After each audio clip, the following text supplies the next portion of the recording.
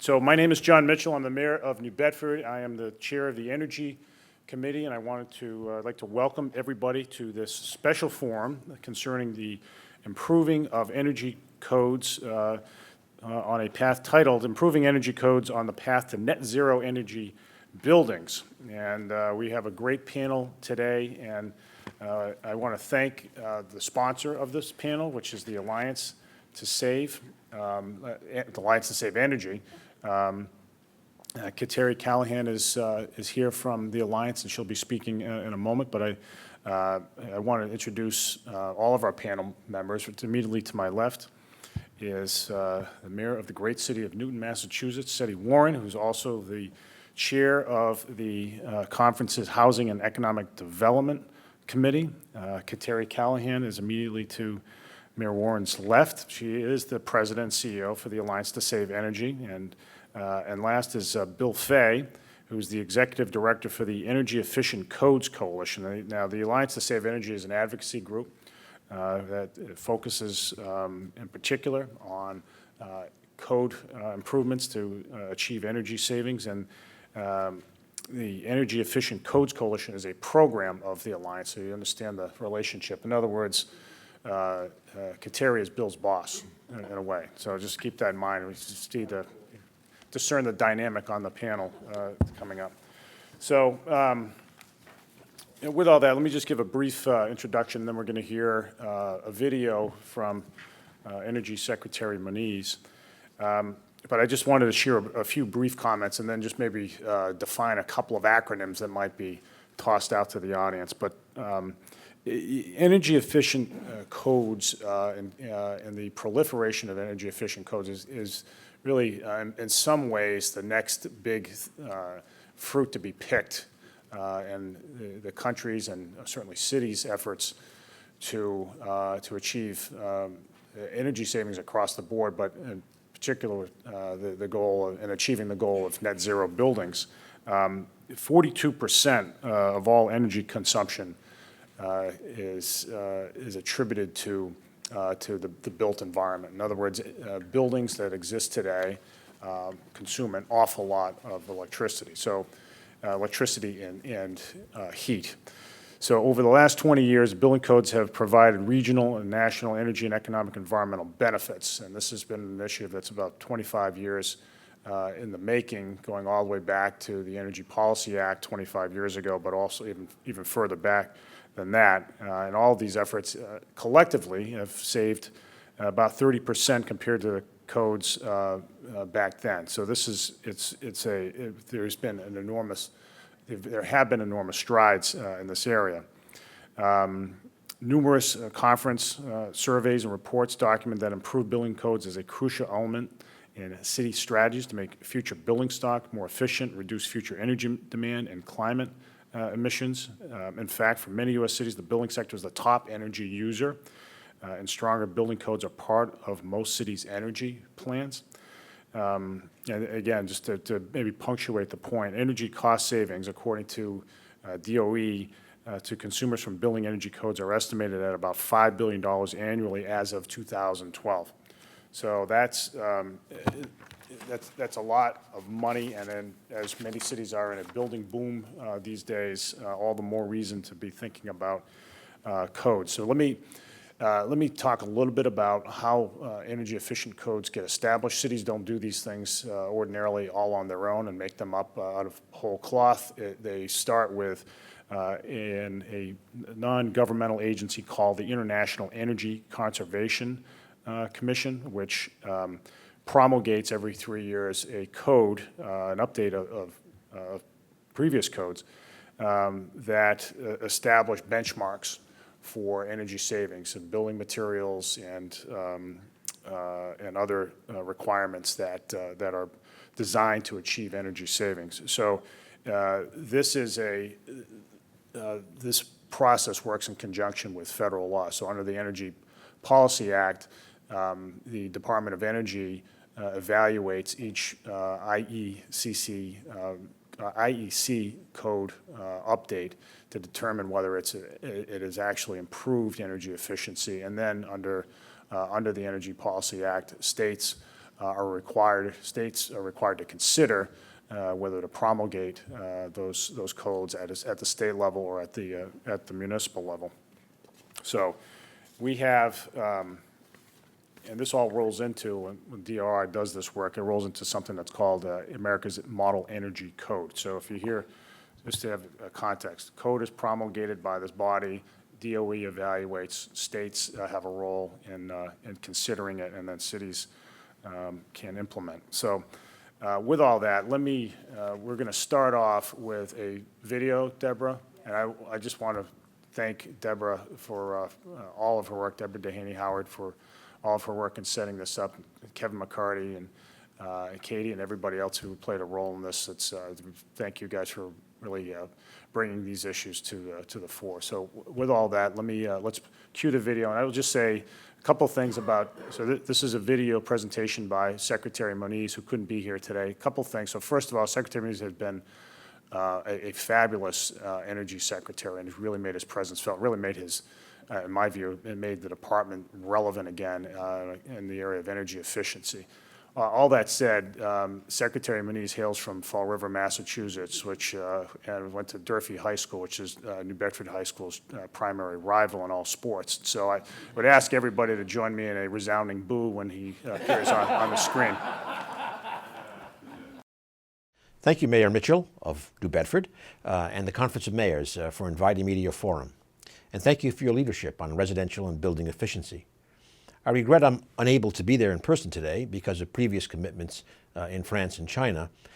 Your forum on energy efficient building codes is especially timely as more and more American cities take on the challenge of transforming the energy sustainability of our built environment. This is a big deal. Buildings, meaning everything from homes to hospitals, account for fully 40% of our energy consumption in the United States. I'm proud of all we've done together to advance and deploy innovative technologies and solutions that save energy and save people and businesses millions of dollars. Cities have led the way on many energy efficiency solutions, and our partnership and collaboration with cities has always been a priority for this administration. You have helped scale up and spread the most cost-effective energy efficiency measures. For example, many of you are partners in the Better Buildings Challenge, which has already produced $1.3 billion in cost savings and about 10 million tons of avoided CO2 emissions. But we still have more work to do. As you know, later this year, municipal building officials will consider updates to the 2018 International Energy Conservation Code, known as the IECC. The Department of Energy has a goal to reduce building energy use 40% by 2030. Energy codes are an essential part of reaching that goal. I applaud the Conference of Mayors' resolutions endorsing the maximum achievable building energy efficiency improvements in the IECC. And I hope you will continue to raise your voices to protect and strengthen energy efficiency. Quite simply, there is no credible solution to the energy and environmental challenges of the 21st century without leadership from mayors, especially on energy efficiency. I look forward to our continuing work together and encourage each of you to work closely with our Office of Energy Efficiency and Renewable Energy and its Building Technologies Office. Once again, I want to recognize the leadership you've shown to advance clean energy and to create a stronger, cleaner, and more prosperous America. Thank you. So the last time I was in his office, he said, "I want to show you something." And he walked over to his desk and pulled out a book that's about that thick, and on the cover, it was titled Luminaries of Fall River, and had pictures of all these famous people from Fall River, and he was one of them. It was about that thick, and he goes, "You know, there's one from New Bedford." And I said, "Oh yeah." And he said, "It's a pamphlet about this thick." All right. So with all that, Mayor Polito is late. He is got a private audience with the Dalai Lama, which sounds pretty cool to me. So he'll be joining us a little bit later, but Mayor Polito's been a real leader in promoting the evolution of energy codes over many years, formerly as the chair of the Energy Committee, and he sponsored the resolution that passed the committee yesterday that voices strongly the conference's support for updates to the code this year that will further strengthen the energy efficiency goals of the code.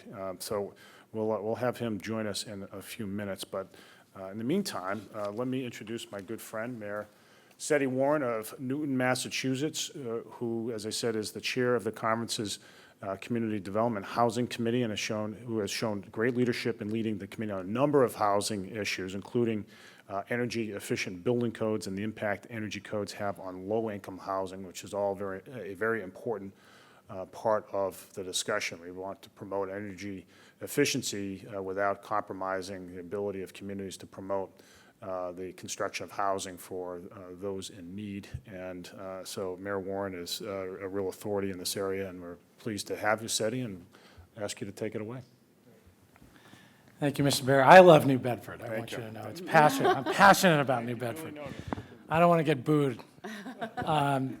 Mayor, thank you so much for hosting this panel and for your leadership on energy issues for years. Really appreciate what you do. I want to just speak very briefly about the importance of energy efficiency in regard to the income inequality question that's in front of us right now. As was mentioned, I chair Community Development and Housing for the Conference of Mayors. And for the last 3 years, we've been focusing on in our committee was why we've seen some structural changes in the last 15 to 20 years and how it's affecting residents be able to be self-sufficient in their homes, cities, in their houses and/or their rental units. And just a couple of points I want to make, and then I want to come right back to the code and some things we're doing in our committee and certainly in Newton. Number one, we know, for instance, in the last really 15 to 20 years, we have not seen growth in the average household median income at all. We know that housing costs with the recovery continue to rise. Many of the housing units and rental units that are being built now as the economy comes back are high-end market rate in our cities across the country. There's a need for many different types of units, by the way, not just affordable units, but middle-income units, as well as diverse types of housing for people who are aging. We're seeing a growth in the aging population. We also know that there's a dip in home ownership coming out in the last 5 to 6 years. There are a number of reasons for that. Going back to the income issue, we're seeing, and there's a lot of great data. Just in the last week, I presented Harvard's housing study on the state of housing in the country. And I would strongly recommend that people want to understand about what's happening in housing, check that out at Harvard. But the other thing it shows, there are a number of reasons for that. In addition to housing prices continuing to go up, there's more debt that's being taken on by a certain population of people of different ages, student debt. So what we have is a structural question right now for middle-income people, low-income people, people who are not wealthy in our cities, and it's a real issue. In addition to trying to create jobs and spur the economy in all of our cities, including cities that don't have strong tax bases, we need to be able to build market-rate housing, middle-income housing in places that matter. So this comes back to the question of energy efficiency and building codes. We know that one of the main reasons for people in foreclosure is actually erratic energy costs. We know that, and there's a lot of data and research on that, after loss of income, for example, inability to pay energy bills is a leading reason for foreclosure. Default risk on average, 32% of lower energy efficiency.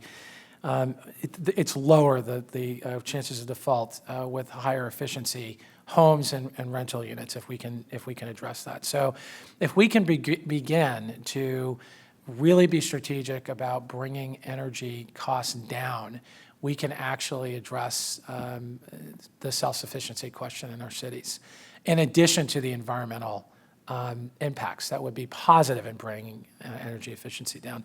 I wanted to talk a little bit about Massachusetts for a moment. And in 2011, Massachusetts actually went beyond some of the requirements of the National Advice on Code and instituted something called the Stretch Code, which basically created standards for cities to put requirements on builders, new residential and commercial, new builders, commercial and residential, 20% lower than the base of energy that were being produced by those commercial or residential units. It was an opt-in program. It started in 2011. We opted in 2011, my city, voted as city council, and we saw some real benefit and gain by adopting that code and reducing our energy costs. The second two things I want to mention are what Newton has been doing, my home city has been doing to go beyond the code requirements and the stretch code that we adopted. Newton, when I was elected, I decided we would target to reduce energy consumption by 20% by the year 2020. I got elected in 2010. We did a lot on the city side in our city buildings because we knew if we could reduce energy costs, make some investments in retrofits, LED lights, and so on and so forth, we could repurpose that money and plow it back into education and infrastructure and all the rest.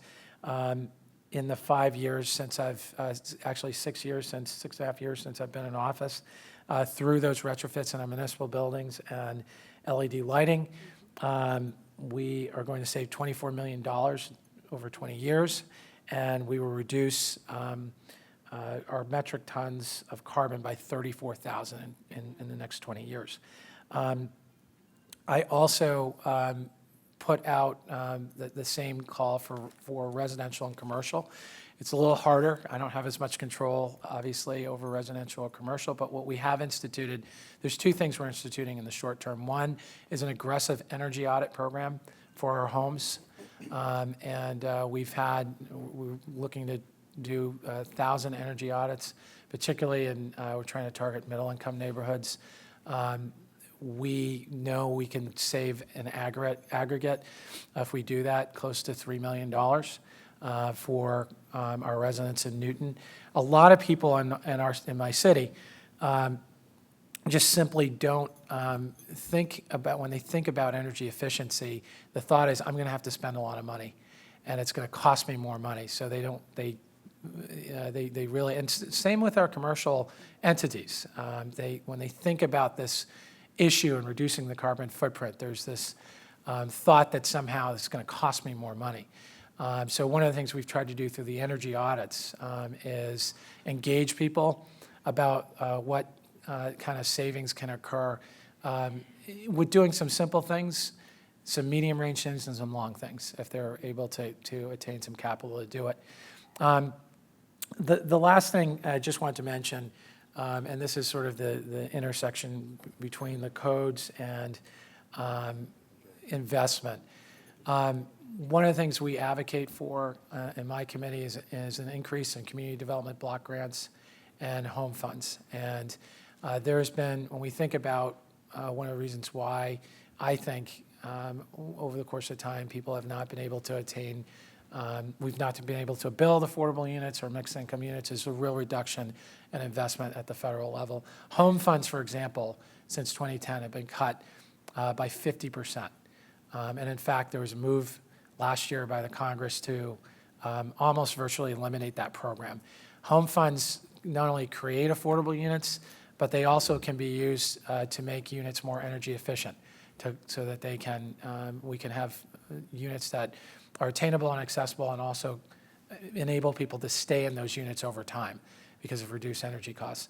CDBG funds as well can be used to make units more efficient, energy efficient, to reduce energy costs for its residents, as well as build affordable units. So, and in addition to my strong endorsement of this resolution, which I think is incredibly important, I would also say we need to not work at cross purposes when we think about housing at the residential end, and sort of come together around real investment that needs to be matched with changes in the code.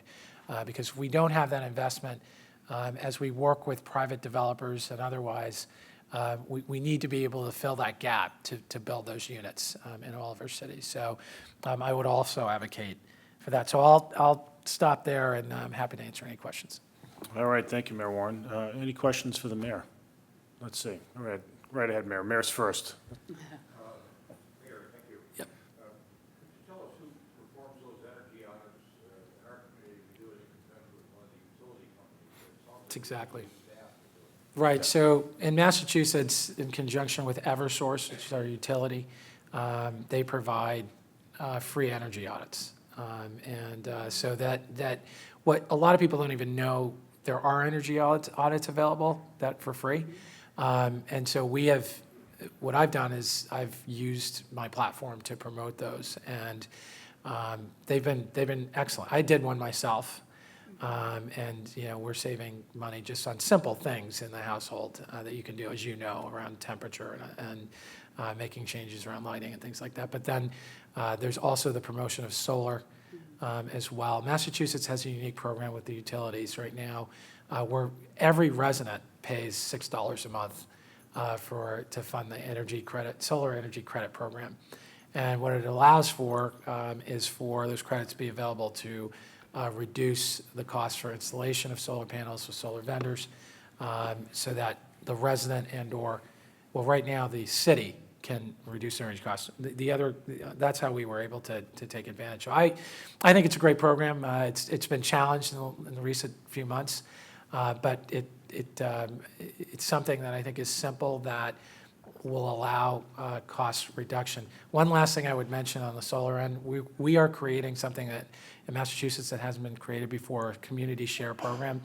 83% of my residents cannot take advantage of solar panels because of structure of roofs, because they live in apartments.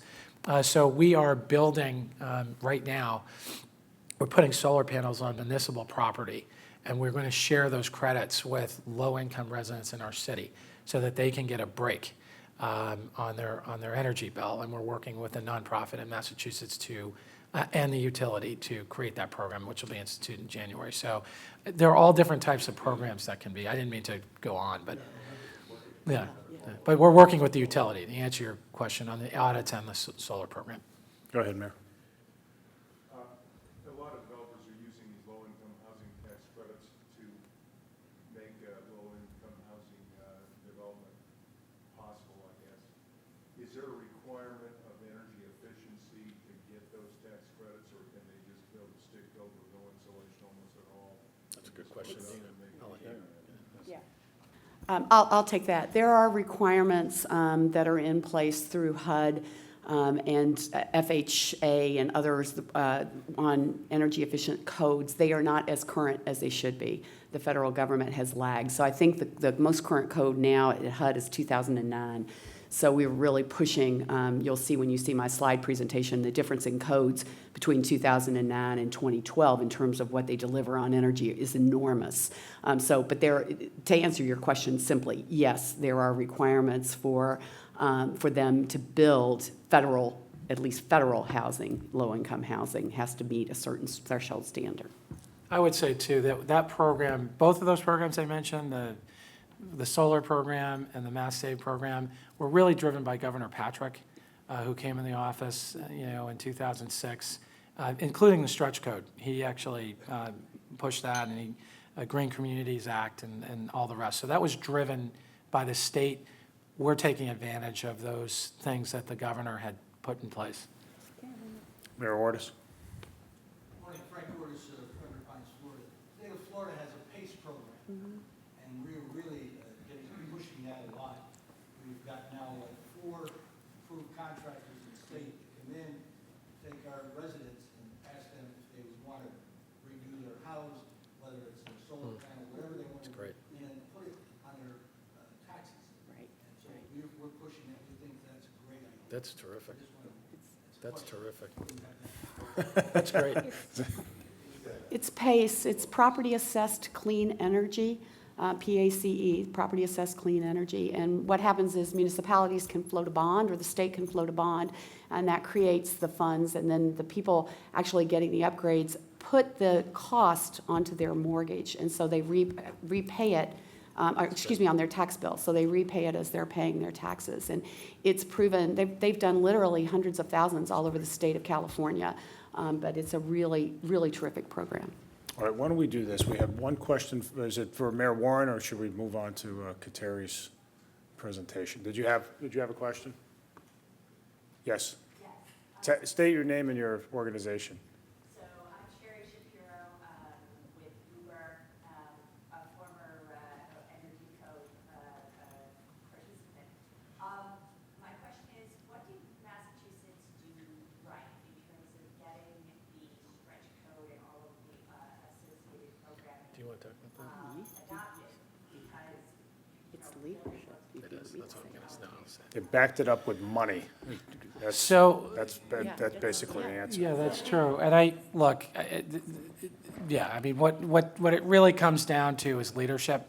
And one of the things that Governor Patrick ran on in 2006 was this idea that you need to invest in innovation. And all these things that we talked about, the Green Communities Act, which I could go on about, which avails, if you adopt the stretch code, for example, your city or town, you avail yourself to grant money to actually do the kind of retrofits that I talked about on the municipal side. So there were some incentives there from a local standpoint as well. And so I think, it is leadership, and it's really debunking some of the mythology and stigma, frankly, around that I think exists with many residents, that somehow by doing energy efficient projects, it's going to cost people more. And in fact, if you do them right, they actually reduce the cost for residents, all of our residents in Massachusetts. And I think that the governor did a terrific job, and his energy secretary did a phenomenal job in working with the legislature and cities to design the opt-in program, but it's leadership. It's leadership. Great question. All right, with all that, let me turn to Kateri Callahan for her slide presentation. Take it away. Thank you very much. I want to start just a little bit off script and say how fortunate and honored I feel to be sitting next to these two mayors. They've talked about leadership, and leadership that we see in the Commonwealth of Massachusetts as energy efficiency advocates is huge. Massachusetts is rated #1 in energy efficiency policy of all the states in the country, and it's because of the work of the mayors and Governor Patrick, whom we honored with our Public Service Award, our highest award a couple of years ago for the work that was done there. So thank you very much for that. I am going to talk a little bit today about the Alliance to Save Energy, whom I have the honor of representing, and the role of building energy codes in driving our mission, which is to advance energy efficiency. So let me start with just that brief introduction, if I can figure out how this works. There we go. So who's the Alliance to Save Energy? We are getting ready to celebrate our 40th year. We are a non-government organization based in Washington, D.C. We were formed as a result of the oil embargo and the first energy crisis in this country. And we're very different in terms of an NGO because we were actually started by two sitting members of Congress, a Republican and a Democrat, who came together to say if we were going to tackle the challenges in this country that are posed by our enormous energy use, then we had to bring together an alliance of business, of government, of labor leaders, and others. And so one of the things that we have kept is that bipartisan or really nonpartisan approach to driving energy efficiency. We drive energy efficiency not just for the environmental benefits, but very importantly for the economic benefits and also energy security. These are our current honorary chairs, and you'll recognize some of the faces, even one from Massachusetts, Senator Markey. We are fortunate. We have bicameral participation on our board of directors and bipartisan, and not just centrist. If you know anything about U.S. politics, Dr. Burgess from Texas, who's on our board, is about as conservative as you can get, and I mentioned Ed Markey, about as liberal as you can get. So all points on the spectrum, showing that energy efficiency really is a sweet spot where we can get something done on energy legislation. I love to put this chart up because what this shows on the green line is that since we were created 40 years ago, we have offset the need, meaning we've removed the need because we've become more efficient of more than 50 quads of energy. That's more than what we use about 100 quads a year, so it's about half what we use every year. So stated a better way, We are 2 times as energy productive in this country today as we were in 1980, meaning we're getting twice as much GDP for each unit of energy we consume. It's a really good story, and it's a story that's come about in large measure because of building energy codes, appliance and equipment standards, incentives, and other technology advancements. So about 60% of what you're seeing of our being able to be energy productive goes directly to policies that have been put in place at the city, state, and at the national levels. So let's talk a little bit about building energy codes, because you've already heard from the secretary and from the mayor that they represent about 40% of our energy use in this country. I put this slide up first because the National Association of Home Builders, often a very vocal opponent at the state level and at the national level to increases in energy efficiency in the code process. By their own survey, homeowners in America say that they want more efficient homes and they're willing to pay more for those homes. So here's a screenshot of 2 houses that are exactly alike, same size lots. They're about a block from each other. They're in Michigan, same school districts, same number of bedrooms, same number of bathrooms, but they're a little bit different. And what makes the difference? One is built to the 2012-2015 code, which is 2015 is the code we're operating under now. The other was built to the old code, the 2006 IECC. The difference in the cost is only about $1,250 more for the one that is more efficient, well less than the 2 to 3% homeowners say they're willing to spend. And look what happens with that investment. They're 38% more efficient after they pay back the investment on a long-term mortgage, so they're never seeing it. They're actually pocketing more money because they're saving more each month on their bill than that little increment of additional cost on their mortgage. And their savings will continue long beyond their mortgage. This takes it to a more of a national level. This is work that was done by the Building Codes Assistance Project that shows that the incremental cost typically, when you look at moving from 2006 to 2012, is about $2,500 to $4,500, and then you can see the savings. Again, the average payback time is only 1 to 2 years, and then the homeowner is pocketing those savings. So think about what would happen if we did that across the U.S. There were over 500,000 building permits let in 2010, which is the last data that we have from the census. If they were built to the 2012 code, it's a lot of energy savings, $40 billion a year in annual savings, and 200 million tons of metric tons of CO2. But what does that mean? That's essentially the same amount of electricity that's used by over 700,000 homes in a year. It's the same greenhouse gas emissions that are put out by over 1 million cars every year. So it's the same as taking 1 million cars off the road, or if you want to look at it in terms of power plants, it's getting rid of a power plant a year. So how did we do that? Mayor Mitchell mentioned that codes are set by voluntary committees at a national level and then certified by DOE. This is what's happened over the course of time. You can see on the far left at 1975, where the least efficient from the time that we start marking. And you can see there were big gains in the early years when our policymakers were really focused on energy efficiency. And then we basically flatlined for way, way, way too long. And there were great cost-effective gains that could be made in the energy efficiency of homes. And that's when the EECC and Bill's group was created, and we went in after a 30% improvement in the codes, and we were able to do that in 2 cycles. You'll see there between the 2009 and the 2015 code. So codes that are built, or homes that are built to that code, as you saw earlier, are saving on average more than 30% in their energy as opposed to those that were built into the 2006 code. So where are we going? Let's see if this, sorry, this is not working like I thought it would. So what we want to do is go on I got to go back to the next, a glide path. Here you go. A glide path over the course of time to get us to net zero energy homes, meaning homes only consuming as much energy as they can produce if you put solar on the rooftop. And we've got a glide path to that. It can be done cost effectively, and the technologies are there. But what's the problem? There shouldn't be a problem, I would say, but there is a problem. If I can get, the big problem is I can't get that to work. There are those that are opposing gains in the codes, and in fact are trying to roll back the gains that we've already made. And Bill is going to talk to you about this in a bit. I'm being the good cop, he's being the bad cop. He's going to tell you about the problems. I'm going to tell you about the benefits that are here. But we don't want to see this happen. Too many people are benefiting, and too many people stand to benefit if we can continue on that glide path down to a net zero energy home. These are maps of the U.S. that start in 2009. I want to show you because codes are set at the national level, but it's at the state and the local level where adoption occurs. And if it's only on paper at a national level, it doesn't do anything. So this is where we were in 2009.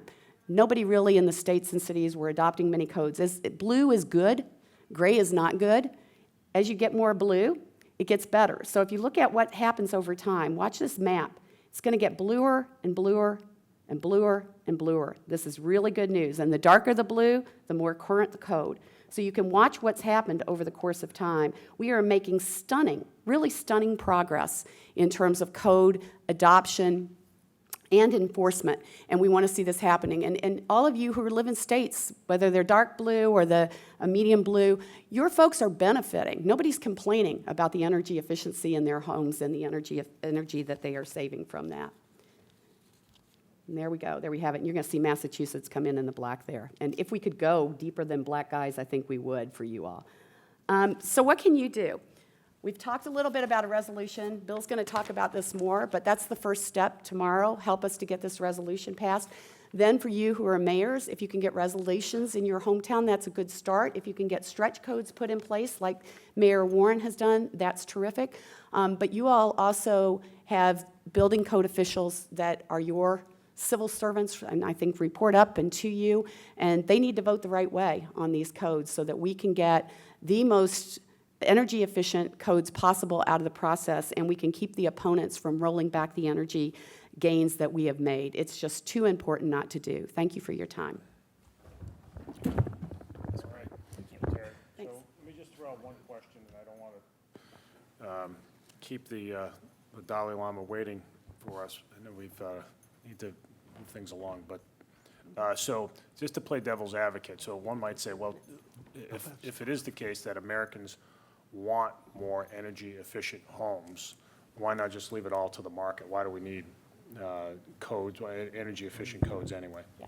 I mean, Bill may want to hop in on this, but I would say it's an education and awareness. You said people don't know that there are free energy audits. I showed you those two homes. If you're out looking in the market for a home, you're going to look for granite countertops. You're going to look for high-end appliances.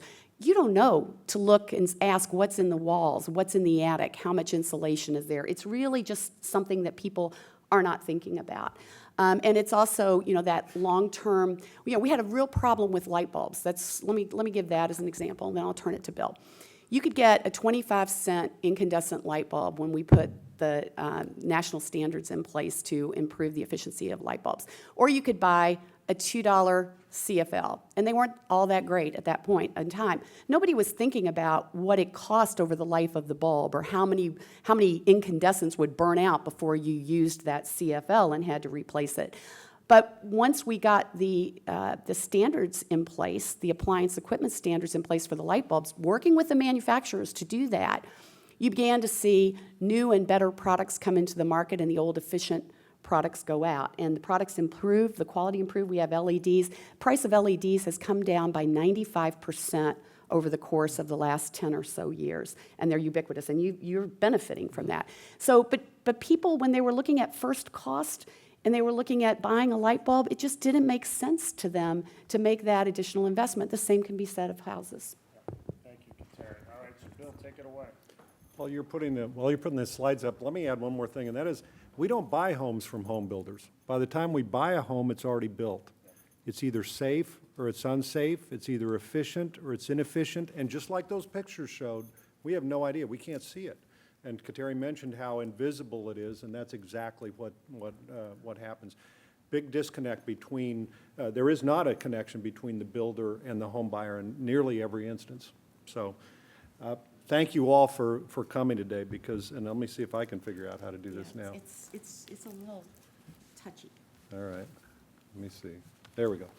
First of all, who are we? This is an amazingly broad group. You're going to see low-income housing advocates, you're going to see academia and think tanks, you're going to see environmental groups that you might expect, but also business and manufacturers, labor, all forms of utilities are supporting building energy codes and supporting EECC's effort. Thank you, Mayor Warren.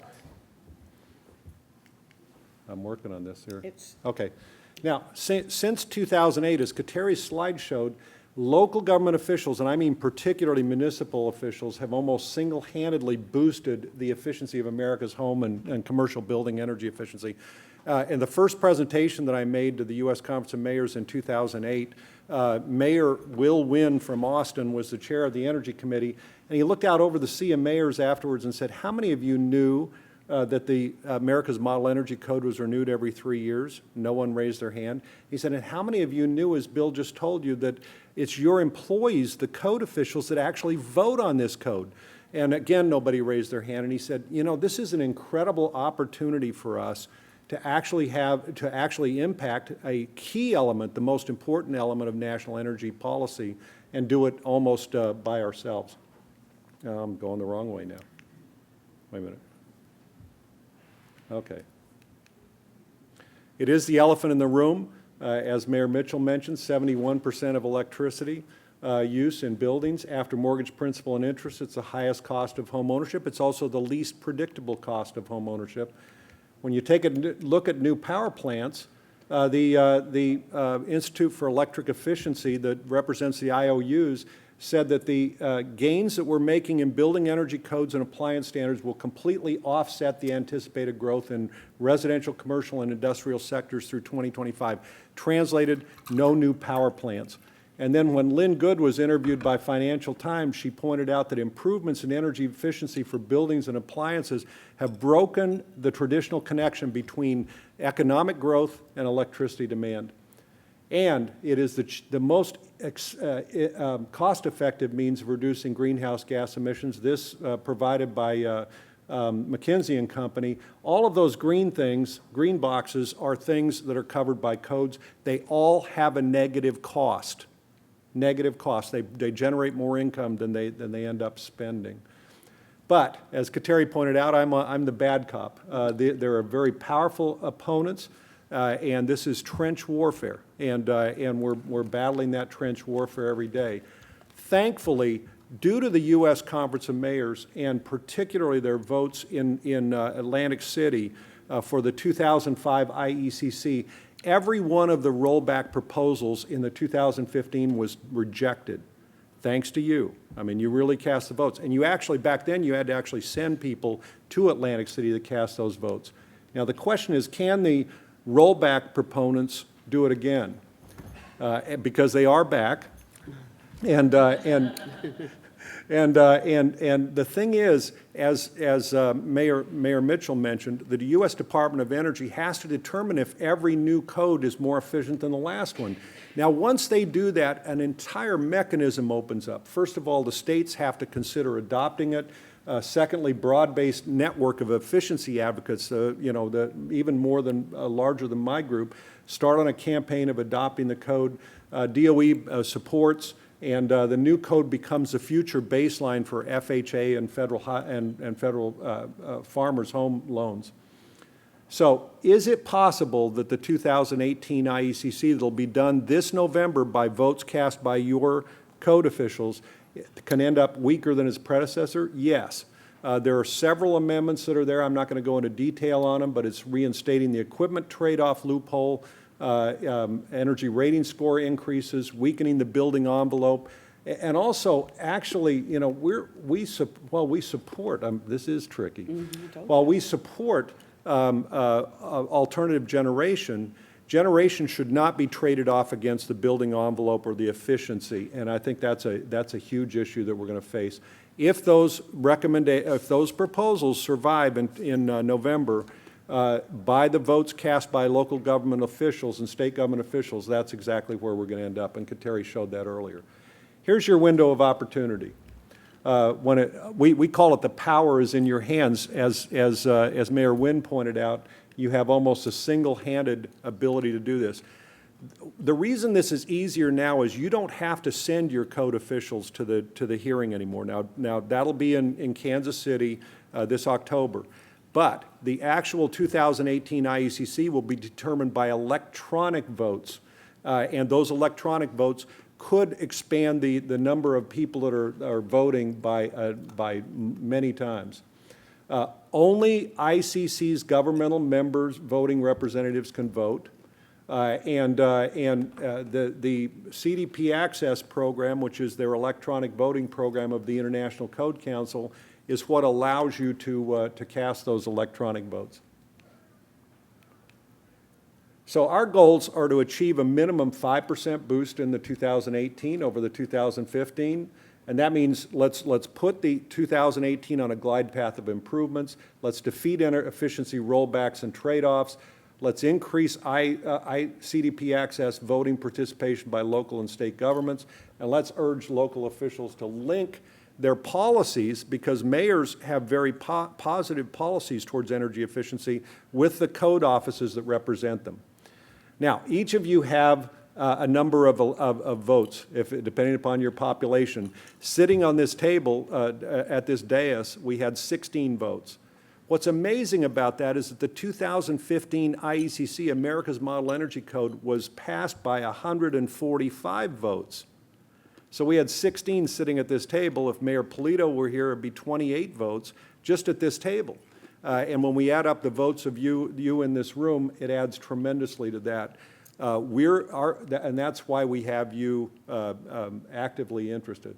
So we're going to send these out to you, but it basically tells you what you need to do to reflect the power that's in your hands. First of all, we would love to have you, as soon as possible, make support for building energy improvements a policy of your jurisdiction.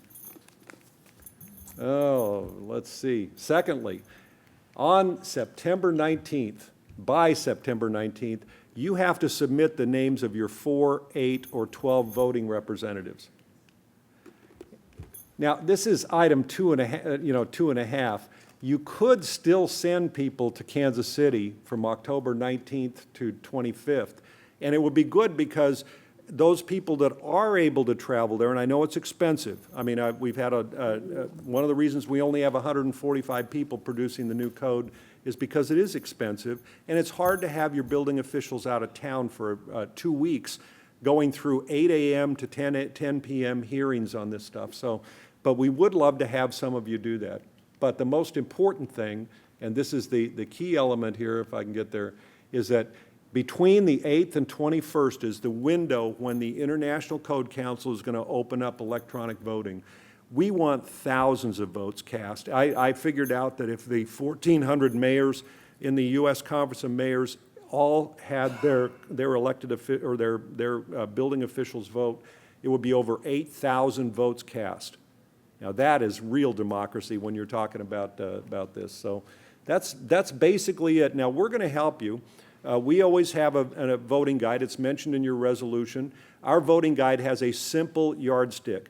Does the proposal improve energy efficiency? If it does, and it's readily available and it doesn't drive technology, we want you to vote for it. If it rolls back, we want you to vote against it. And we'll provide this not only for the hundreds of proposals that are there, we'll tell you the 25 most important votes to cast, so that your building officials can save some time. If they aren't going to be able to go through hundreds, they can cast votes on 25, and then we'll send you the top 50 as well.